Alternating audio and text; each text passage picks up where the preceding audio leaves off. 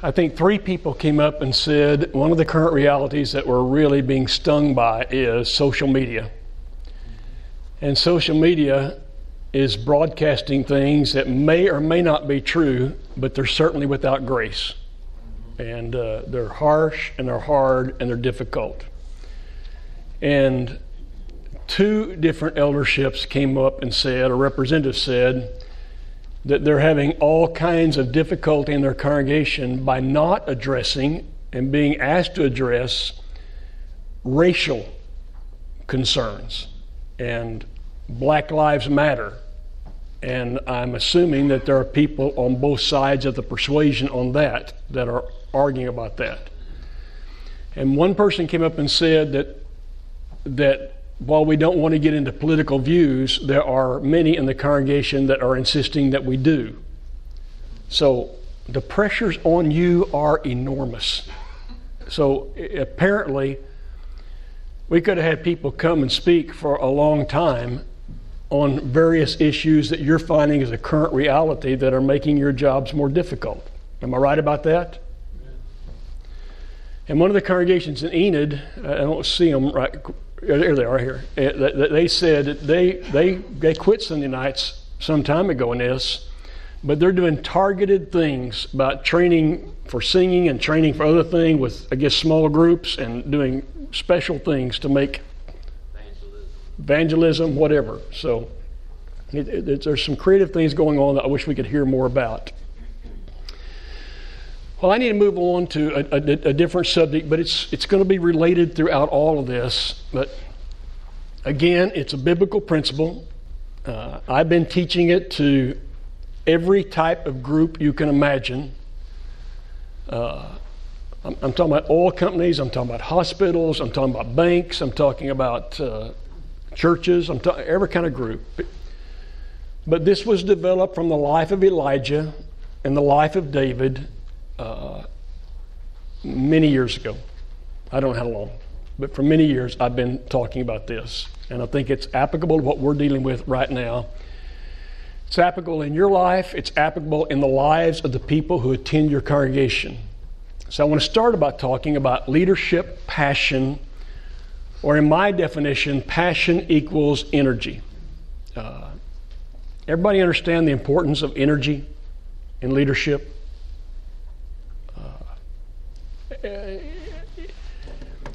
Let me see if I can figure a way to make this.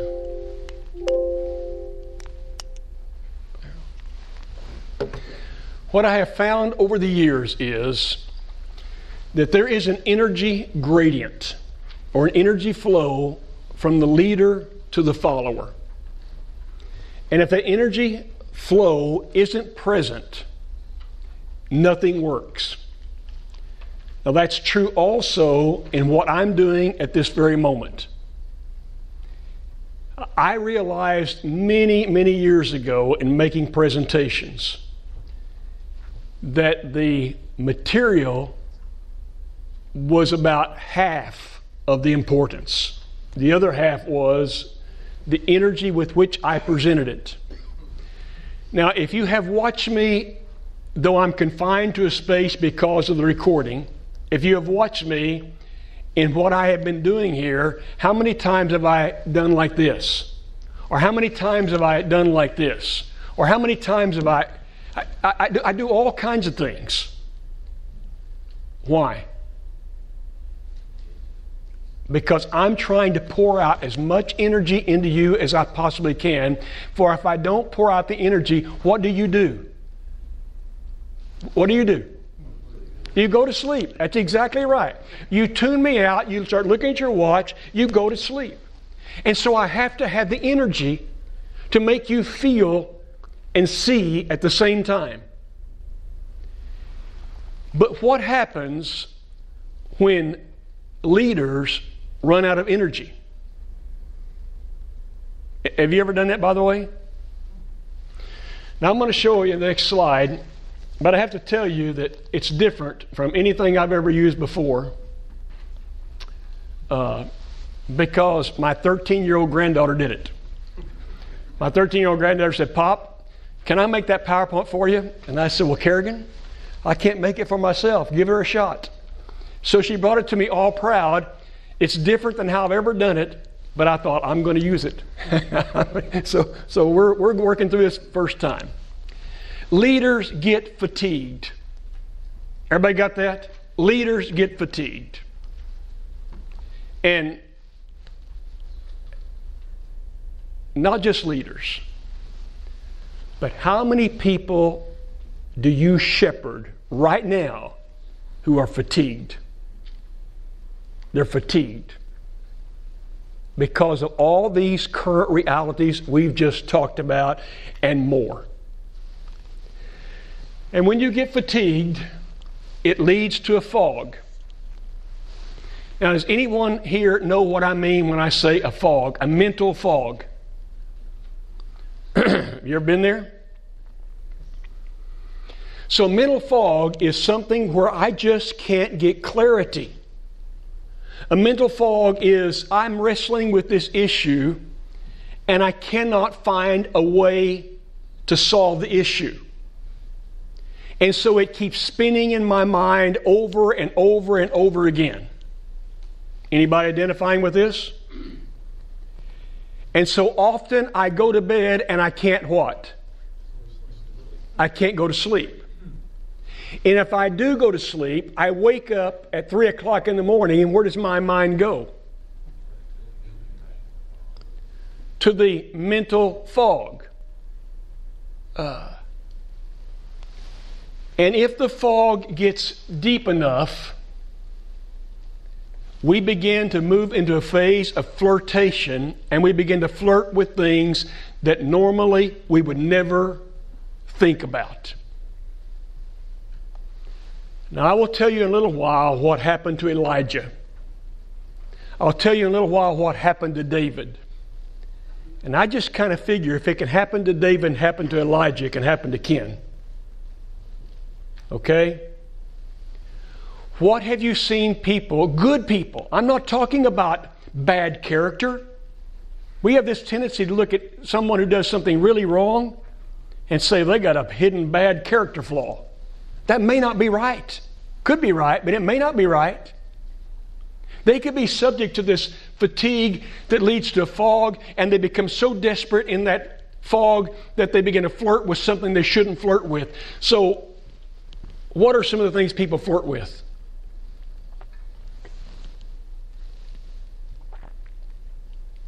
Well, they flirt with quitting. I'll quit my marriage, I'll quit my job, I'll quit my church. They flirt with substances. They flirt with having something to do with the opposite sex or other things. In Lubbock, the man who cut my hair about every 12 days is now 80 years old. He's getting a bit shaky, so I'm trying to find somebody else in Oklahoma. I still go back to him a lot. But one day he's cutting my hair, and he's crying. And he said, Ken, I just don't understand. I don't understand what happened. Now he's crying because his wife's in prison. And his wife was a well-respected banker in the real estate end of the banking. And she took some money, thought she could replace it, got caught, went to prison. And I said, I know exactly what happened. I know exactly why. He said she's a good person, and she is a good person. I like this person. I know exactly what happened. She got into a fog over a daughter that was in big trouble and could not figure it out and began to flirt with something she had never flirted with. Everybody got this? You got this down? Well, the question is, how do I get fatigued? Now, this is going to become extremely important to you. I believe there are in your life, in your body right now, 3 reservoirs of energy. Now, this is for you. It's for the members of your congregation. It's for your family. It's real. There are 3 reservoirs of energy. There's a physical tank that you have. There is a spiritual tank that you have. And by the way, there are many people walking around in this world that don't even know they have a spiritual energy. Don't even know they have it. I talk to people outside of the church world all the time. I use the same exact diagram, and some of them don't even know they have that tank. And there is an emotional tank. And if the gas gauge on any one of those tanks begins to read near empty, any one or more, you are subject to this fatigue that leads to a fog, that leads to you flirting with something you'd normally never do. Now, you're probably wondering, where are you going with all this? I promise you, where I'm going is going to end up being very important for everyone here and for everyone in your congregation. In fact, what I wish is that you would understand this well enough before we get finished, that you would go home and teach it to your people in some fashion, or to your family, or to your friend. It's so much a part of me. I talk about it routinely, if not at least once a week. Okay? Now, I think you can understand the physical tank. We all know what it is to get worn out physically, don't we? I mean, that's simple. You can write your own words in. It's too much work. Too much work. One person came up a moment ago and said, let me tell you another new reality. And he said, it may be forced behavior. I'm not sure which it is. But he said, this working from home and this home office deal, what makes it so much harder is it's not any longer 8 to 5 or 7:30 to 6. It's how many hours? It's a Zoom meeting at 8 o'clock on Saturday morning. It's a 9 o'clock call that says you've got to read this email and respond to it right now. It is without stop. There's too many hours sometimes at work. And sometimes it's a lack of sleep, which may be caused by stress. And sometimes it's just you haven't taken care of yourself. You don't have the right diet. You don't have the right exercise. You know, if you got a daughter like mine, you're going to eat right and you're going to exercise, okay? I mean, I got here yesterday and I get this text and she said, look at this article. Send me a link. How if I will exercise regularly, I'll think more clearly. I don't know if she thinks something going wrong or what. But she's always on me, okay? To take care of myself. And it is so easy to get physically depleted.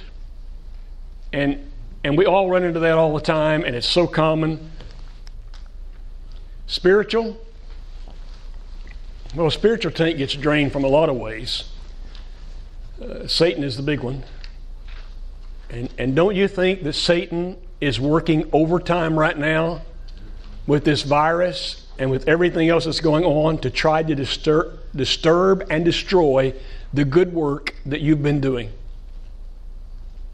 Don't you think he's active? I know he is. I know he is. Problems? And in particular, I'm talking about starting with church problems. One group wants one thing and one group wants another starting back. I think Bob will talk about this more effectively this afternoon, about how different groups in a congregation have different feelings and the reason why they're made up differently. But there are all kinds of problems in our congregations, aren't there? Aren't there? And after you've been through one problem and another, what do you kind of feel like?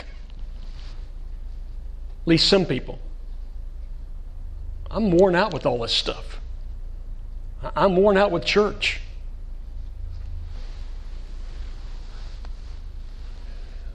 I guess discontentment should be up there. I think people just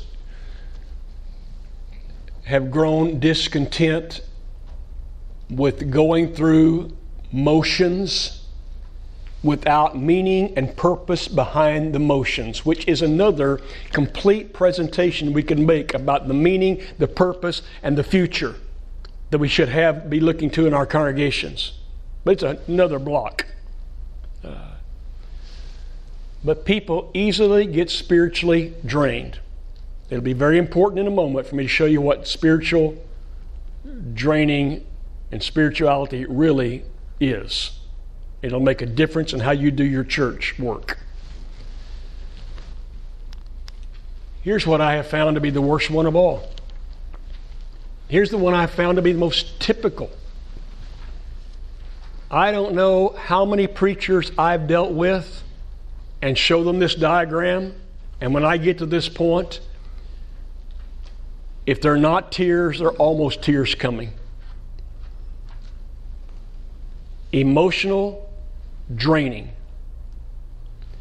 How do you get emotionally drained? Well, the number one problem in this entire world on emotional drain is relationship problems. Relationship problems. How do you feel if you have a marital problem, and it's not just the one or once in a while episode that everyone has? You got that? Everyone has. I'm talking about one that reoccurs and reoccurs and reoccurs until you don't know if this marriage is going to make it or not. Or I'm talking about having a child who's in with the wrong crowd and you can't get them out. Or I'm talking about having a child that's hooked on some kind of substance. Or I'm talking about going to work and the boss is driving you nuts. Or I'm talking about having a coworker that continues to needle you and bother you and you can hardly stand it any longer. Relationship problems. Everybody understand that one? And what will also drain you emotionally would be financial problems or money problems. Now, let that one soak in just for a moment. Because you can't make ends meet. You can't make ends meet. You don't know how to readjust. Well, do you have that going on in your congregation? Do you have that going on in your congregation? I got to be careful how I say this because it looks like I could be talking from ego, and I hate ego out of control. I literally detest it. I told you last year I fired more people for ego out of control than any other single reason. This last month, I moved back to a little hometown. I'm going to go broke. Because I got 2 people I started to school with in the 2nd grade. Jackie never had a chance. I mean, Jackie lived on the wrong side of the tracks. Jackie dropped out of school 7th grade. And Jackie will come to me from time to time, but it's really, really, really rare. He's got to be in trouble. But last month, Jackie called me and he said, Ken, I just hate to ask you this, but I can't pay my utility bill. I said, how much, Jackie? He told me it was big. I thought it was big. I said, no problem, Jackie. I owe you a lot. 2 weeks later, he came to me and said, Ken, there's a cold snap coming, and in my trailer house, the heater won't work. And they tell me it's going to take $300 to fix it. And he said, I don't know what to do. I've tried to figure out everything. What do I do? Now, bad on my part, but I got a little disgusted at that point. That's bad. So my wife said, why would you get to feeling like that? That's your job. So I said, Jackie, here's your money. I owe you a lot. He has no idea what I'm talking about. I owe you a lot. I'll tell you what I'm talking about. I'm not told this very often, by the way. Was in the 7th grade. I was a little guy. Some upperclassmen in the locker room, in these old wooden lockers, and were about this wide, were shoving me into one of those lockers and going to lock the door on it. And I am claustrophobic. And I was fighting with all my might, but I was no match. Guess who came along? Jackie's my class, but Jackie's a year older, and Jackie's a pretty big guy. Guess who came along? And guess who didn't get put in the locker? Not by my strength, but by Jackie's. Jackie didn't know that. I said, Jackie, I owe you a lot. Then I got Ricky. They're really struggling with financial problems. And what I have found out in that little town, it's rampant. It's rampant. People everywhere. And what do you think's going on in their emotional tank when they can't get by? And their job is ended. And they're wondering what they're going to do. And if I've heard it once, I've heard it 100 times. My husband lost his job. We don't know what's going to come next. I have so many stories about that. Fear drains the emotional tank. Do you think you have people in your congregation that are afraid? And if you're willing to admit it, do you think you're afraid of some of these things that we're facing? Wondering what you're going to do? And the emotional tank gets drained. And when you get drained in one or more of these tanks, you are subject to doing things you would normally never do. How do I know that? By the way, it's not just that. Have you ever had a big event that you're planning for? And you plan for it and plan for it and plan for it, and it finally gets here, and you do all the things to get through it. At the end of that event, how do you feel? Drained. Drained how? Emotionally and maybe even physically. It's kind of like going through the marriage of your daughter. Marrying off a daughter. Anybody ever done that? I'm telling you, our daughter got married in 1993, the same year I took the job at Lubbock Christian University. Why they hired me, I'll never know. They don't know either. They're questioning that ever since. I didn't even know enough to check the calendar. She told me she was going to have a December wedding. This was in May, she told us. Now, I'm just going to tell you something. If your daughter gets married, go for short engagements. Because the longer the engagement, the more it's going to cost. Okay? And so we go through this whole deal. And we're planning toward this. I find out later that her wedding is on the same day as fall graduation. And in that day, we had a baccalaureate on a Friday night. So I go out, and this is the first time, so I speak at the Friday night baccalaureate, and I rush away to the church building, and we go through this rehearsal, and you know, those things don't go so well usually. And after the rehearsal at the church building, we're going to go across town to the women's club and have a dinner. In the back seat of one of the cars, Jeannie has bought for Kevin, her soon-to-be husband, a special bridal portrait, and it's supposed to be put in their house when they come home to change clothes, go on a trip. He sees this portrait. My mother-in-law gets in the car. You know my mother-in-law. I hear this crunching sound. And it's broken. And one of my friends from Dallas says, I'll take care of it. I'll be at Hobby Lobby at 10 o'clock in the morning. I promise you they'll fix it. I'll have it every. Good. Next morning I get up. I go out to the school. I put on this funny looking cap and gown. I get up there and I say these words that I've never said before, they're appertaining to, and I'm thinking, what does this stuff mean? And I shake everybody's hand, and we take all these pictures, and I rush away from there to get to the church building. And my daughter's nervous as she can be, and we're at the back of the auditorium, and I'm cracking jokes, and I'm doing everything I can to keep her calm. And we get through the wedding. My father-in-law is doing the wedding, thankfully. Now we have the reception. You know, I really appreciate all those people coming. But I thought that line would never end. I mean, I keep looking, the people keep coming. Finally, we get through that. The last thing is Jeannie and Kevin are going to go out by the side of the church building, take 2 doves out of a cage. They've been in this cage all this time. They're going to throw them up in the air, and these 2 lovebirds are going to fly back home. They throw them up in the air, they won't fly. They're tired. They're just like me, they're tired. They land on 34th Street, and I go out and stop traffic picking up those birds, because I figure if I don't pick up those birds, it'll cost me more money.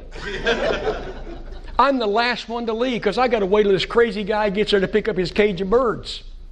I get home, I turn down the street to where our house is, I think, oh my lands, there are cars everywhere. All these people at our house wanting to go out to eat. And I'm thinking, oh man.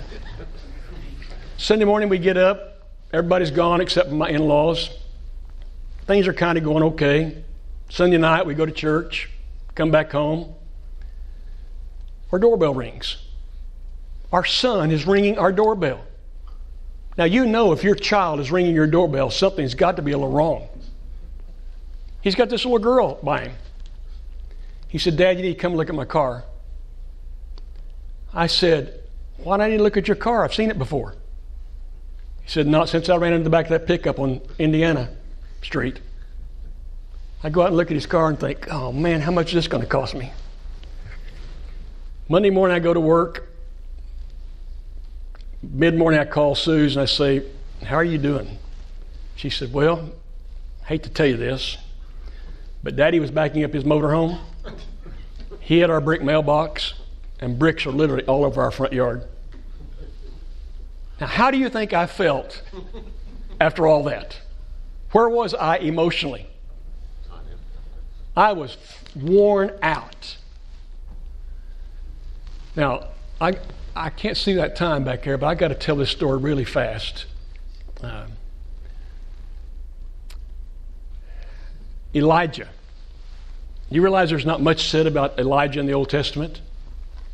1 Kings chapter 16, 17, 18, 19, it's about it, a little bit more, but he's the man I call the Superman of the Old Testament.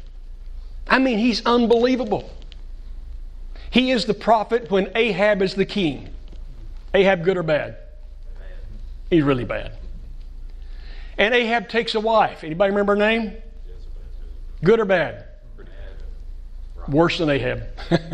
So you put really bad with really, really bad, and what do you get? Terrible.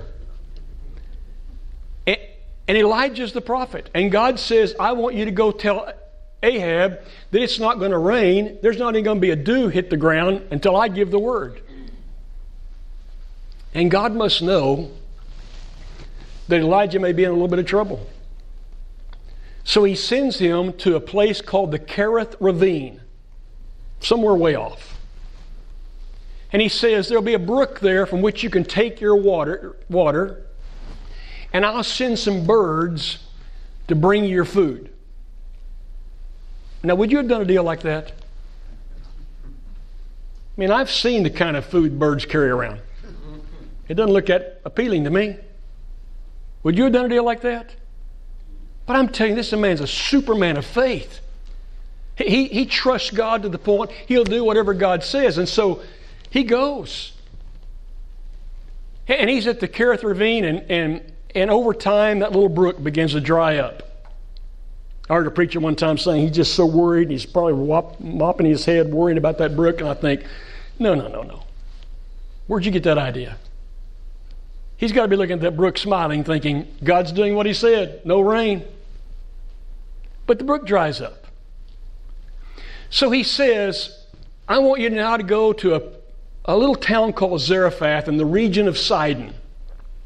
There'll be a widow there, and she'll have enough food for you. But I don't know about going to Sidon, do you? Because that woman named Jezebel, she is a Sidonian princess, and her father is king of Sidon. Of all the places in the world to go to hide, it makes no sense. Would you have done that deal? Elijah does. I mean, he is a powerful man of faith.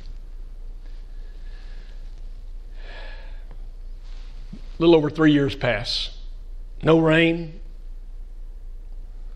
Can you imagine what the ground would look like in Oklahoma if we went 3 years with no rain?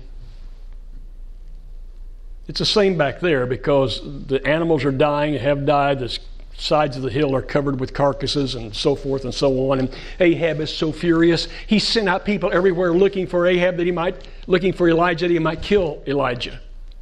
And now God says, okay, Elijah, go back to Ahab and confront Ahab. Elijah goes. Isn't this amazing? Have you ever seen a person like Elijah? And the location of where he confronts is called Mount Carmel. Now, everybody remembers the story now, don't you? Now, you got to get into the story right now so you can feel what's going to happen to Elijah. Because Ahab and Elijah talk, and the big question is, who is God? Elijah said, bring all the people up here. Who is God? They asked the people. People don't know. They're quiet. And Elijah says, my paraphrase, would you like to know who God is? Let's just have a contest. And we'll build an altar. I'll build one. The prophets of Baal will build one. And we'll call upon our gods for fire. The God that answers, that'll be God. The people say, that's good. We want to know who's God. And so the prophets of Baal build their altar and they start calling upon their God. Now, what does Elijah do while they're calling upon Baal? What's he do? You remember? He taunts them. He taunts them. Hey guys, maybe he's asleep. Just yell a little louder. Reckon he's gone on vacation? And this goes on for a while. I mean, he's really into it. And they finally just throw up their hands and they quit. It's not going to work today. So now Elijah builds his altar. Stones, wood, bull calf.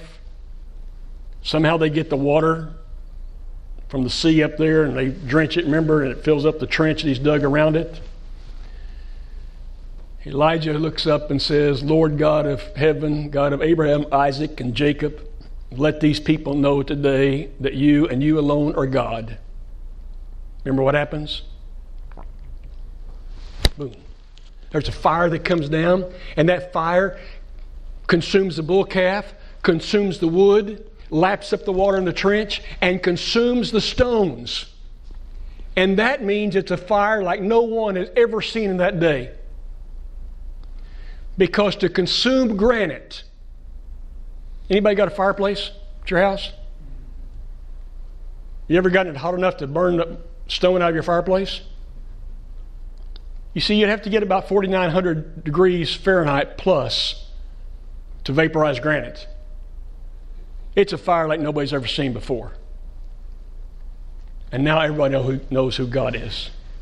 But it's not over. The day's not over. Because at this point, Elijah orders the killing of 450 prophets of Baal. And even if they're your enemies, can you imagine what it'd be like to be involved in killing 450 people? And the day's not over. He climbs to the top of a mountain. Anybody ever been mountain climbing? It's pretty tough. I'm just talking about going up one of those slopes that looks so bad and it's really, really steep. It's really tough. And he gets up to the top of the mountain. He begins to beg God to let it rain. And he'll tell his servant, go out there and look toward the sea and tell me what you see. I don't see anything. He begins to beg God more. Go back and tell me what you see. Finally, he comes back and says, there's a little bitty cloud out there about the size of a man's fist. Elijah says, oh, it's going to rain. It's going to rain. Let's go tell Ahab. He tells Ahab, you better get hooked up to your chariot and you better head back to Jezreel because it's going to rain. You remember what Elijah does then? He girds himself up and he takes off running and outruns Ahab and his chariot. And if I'm correct, I think it's about 26 miles. about a marathon. And the day's over. Now you tell me, where is he physically? Where is he physically? He's worn out. Where is he emotionally? He's taunted them. Where is he emotionally? He's got to be worn out, completely empty. Now spiritually, interesting thing, spiritually, where is he? At this moment at least. He's full. I'm not sure it's not where we get the expression mountaintop experience. He's had a true mountaintop experience. Next chapter begins, chapter 19. Jezebel finds out about all this. Don't know where she was, finds out about it, and she sends Elijah a message. By this time tomorrow, you're going to be just like one of my prophets of Baal. You're going to be dead. Now, what does Superman do at that point? What does Superman do? Anybody remember? He runs. He runs. What? He runs? Does that sound like Elijah to you? He runs?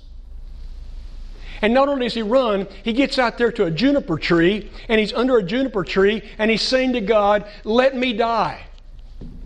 Let me die.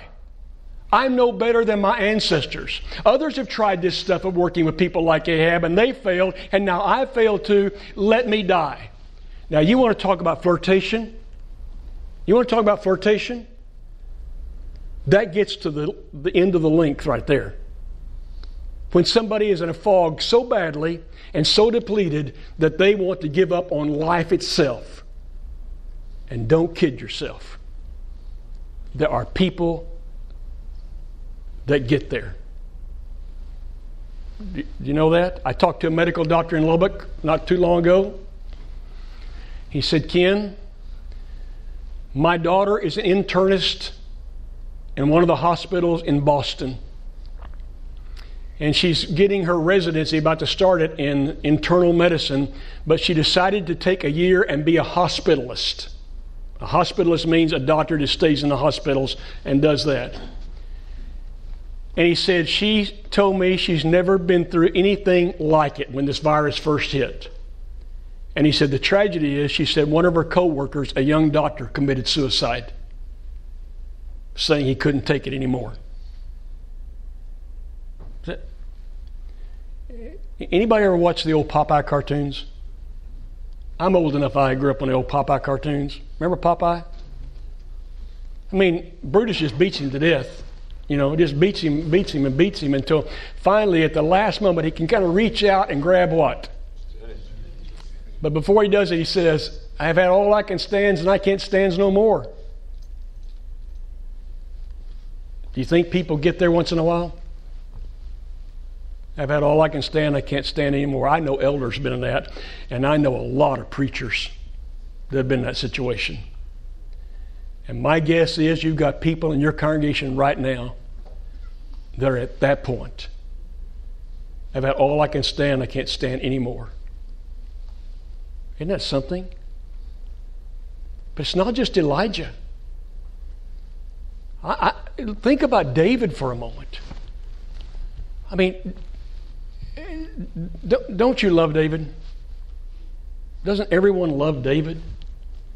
I mean, the shepherd boy who goes out and sees the Goliath and says, he's not a problem. He may look like a problem to you guys, but he's not a problem. Interesting point of view. Now listen carefully to that point of view, because that's how you and I have to think as leaders. He's not a problem. He may look like a problem, but he's not that big a problem.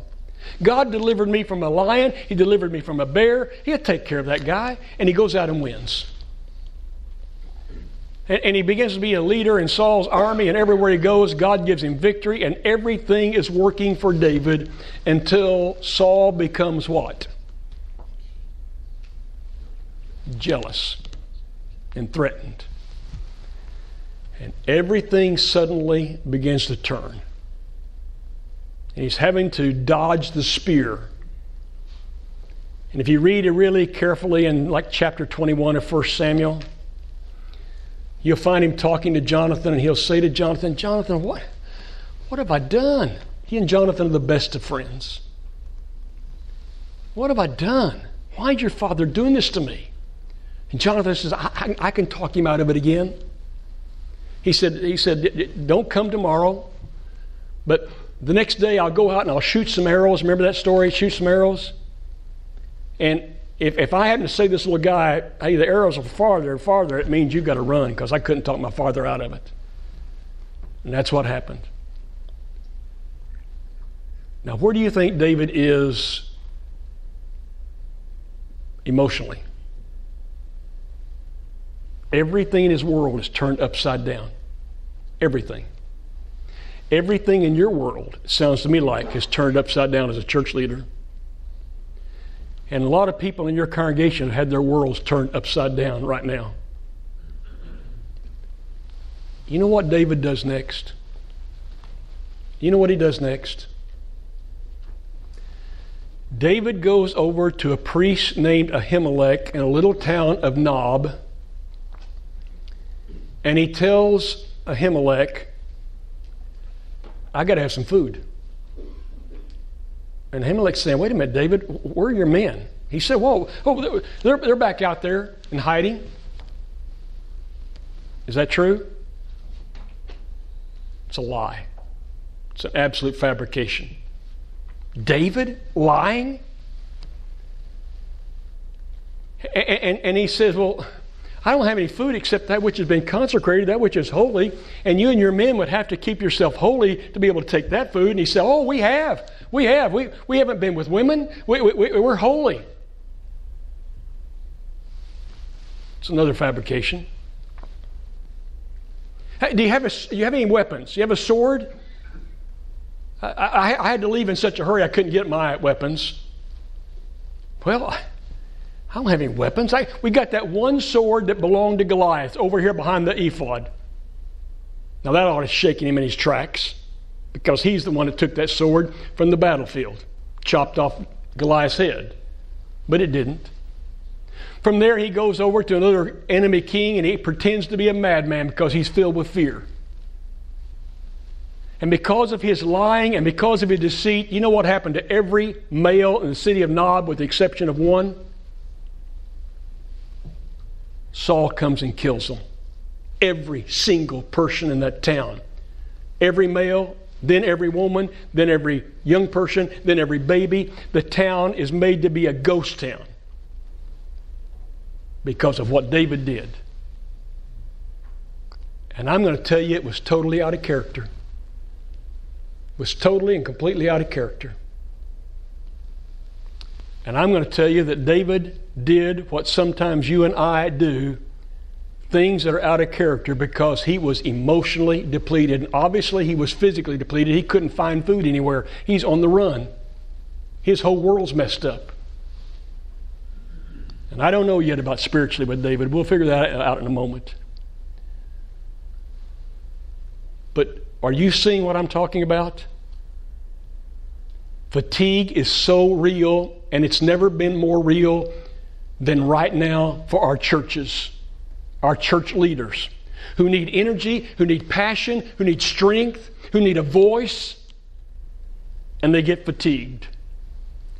And you're trying to shepherd people who are fatigued, and they get into a fog, and they begin to flirt with things they'd normally never flirt with. I'll tell you another reality. People watching online. Do you know what some churches are dealing with right now? Their members are watching online, and only they're not watching their services online. They're listening to some preacher, some faraway preacher who's really, really good, and they like that service so well that they're now coming back to their congregation saying, you guys don't compare. And we're dissatisfied and we're discontent. And they're flirting with doing something totally different. That is real. Everybody with me? Everybody see this?